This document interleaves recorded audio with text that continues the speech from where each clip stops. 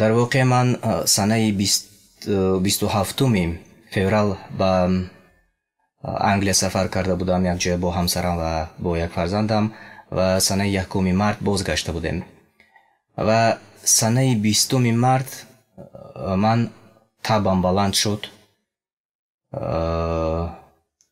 ва фикр кардам ки ҳамагон дар аҳли оилаи мо фикр кардем ки ин ҳамон зукоме ки ҳар сол паси сар мекунем, он зуком аст.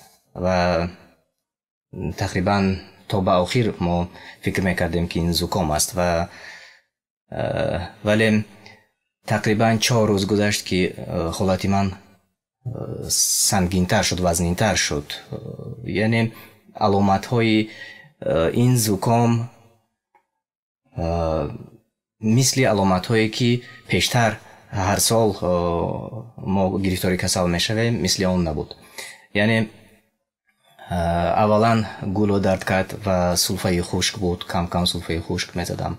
ва баъд аз он табъам боло рафт 38.5, 38.9, гоҳе 38.1 ва вақте ки парацетамол ба мисли парацетамол як намуд дору дорем, алвидон ном дорад, онро ки истеъмол мекардам 37.5 мешуд. вақте ки таб кардан аз таб кардан боз мондам, тамъи хӯрокро гум кардам ва баъд аз як рӯзи гум кардани тамъи хӯрок бӯйро гум кардам. ҳатто ана ҳамон хушбӯйҳоро ба хотири он ки шояд ин ман гум накарда бошам, бӯйро наздик ба биниам меовардам, бӯй мекардам, умуман ҳиссиёт набуд. ва ана ҳамин марохили гум кардани ҳиссиёт маро ба ташвиш оварда буд, чунки бори аввал дар умрам ман ҳиссиётро гум кардам. дар он ҳолате ки таби ман баланд буд, хеле беҳолу бемадор будам, хеле ниҳоят беҳолу бемадор ва инро тасаввур кардан мушкил ва шояд ки гуфтан ҳам мушкил аст. ва рӯзи чоруми таби ман худам ба худам гуфтам ки дигар мушкил шуд ва шояд ки боз чанд рӯзи дигар агар идома ёбад таб кардан, бадани ман шояд ки дигар мубориза бурда наметавонад. ҳол он ки ман машқ мекунам, ҳол он ки ман кӯшиш мекунам ки ҳаёти солимро ба сар барам, лекин ин вазнинии ана ҳамин беморӣ таъсирашро расонд. касе ки солим аст ин гуна агар паси сар кунад бемориро, онҳое ки бемор ҳастанд ба мисли касали қанд ё ин ки дилашон бемор аст ё ин ки шахсоне ки фишори баланди хун доранд, барои онҳо хеле мушкил аст паси сар кардани ин беморӣ. ва то ба охир ҳарчанд мо ба духтур муроҷиат кардем, лекин тест накарданд, чунки дар Сведан, дар Шветсия касе ки нафасаш боз нагардад, онҳоро ба беморхона намебаранд, аз он сабаб ки беморхонаҳо пур аз беморон. ва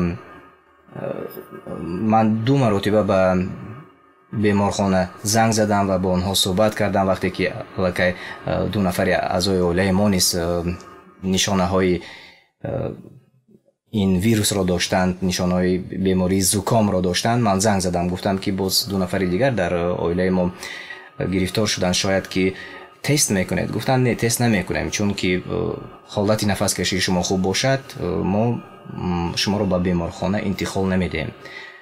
дар Шветсия карантин озод аст, касе хоҳад кӯча мехоҳад кӯча мегардад, яъне ки ҳамаро ба майли худашон вогузоштанд ва бо мардуми Сведан худашон бовар ба ҳамдигар мекунанд. яъне агар ту нишонаҳо ё аломатҳои ягон бемориро дорӣ, агар сулфа мезанӣ, пас бояд хона нишинӣ, берун набароӣ.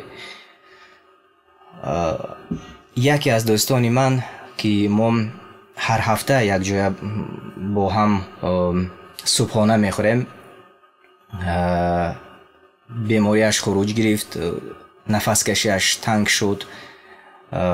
як ҳафта пештар ана ҳамон дӯсти мо наҳориро ташкил карда буд ва мо тақрибан 8 нафар будем. аз 8 нафар 4 нафарамон аломатҳои бемориро доштем, вале худи ҳамон нафаре ки наҳорӣ ташкил карда буд, ҳолати вай вазнин шуд, ба беморхона бурданд. як ҳафта зери таҷҳизоти махсус буд, дар реаниматсия буд ва баъд аз он ҳолаташ хуб шуд ва тақрибан 4-5 рӯз пеш хонааш баргашт ва айни ҳол ҳолаташ хуб аст.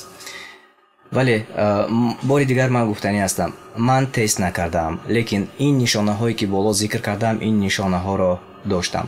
вале аъзои оилаи мо ду нафаре ки гуфтам, онҳо ба осонӣ гузаронданд. таби онҳо тақрибан 2 рӯз баланд буд ва баъд аз он боз ба ҳолати муқаррарӣ баргаштанд, лекин онҳо низ тамъи хӯроку бӯйро гум карданд. ва ман гуфтанӣ ҳастам ки бори дигар ба воҳима наафтед ва онҳое ки бемор ҳастанд ва пиронсолонро бояд ки эҳтиёт кунем.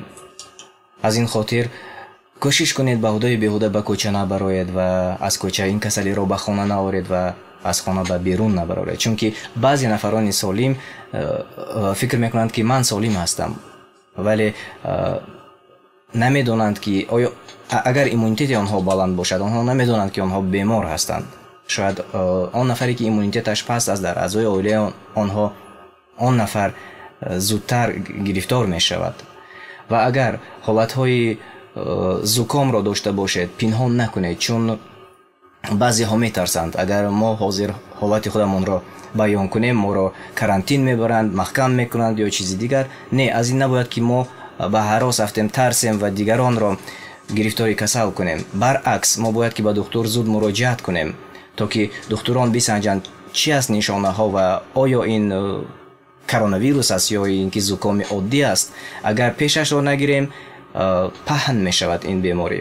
аз ин хотир набояд ки аз ҳамдигар шарм кунем, тарсем ва ба духтур муроҷиат накунем. беҳтараш бояд пешгирӣ кунем ва агар дар ҳолате ки нишонаҳои ин беморӣ пайдо шуд, ҳатман ба духтур муроҷиат кунед ва атрофиёни худатонро ва ҷомеаро худатон эҳтиёт кунед.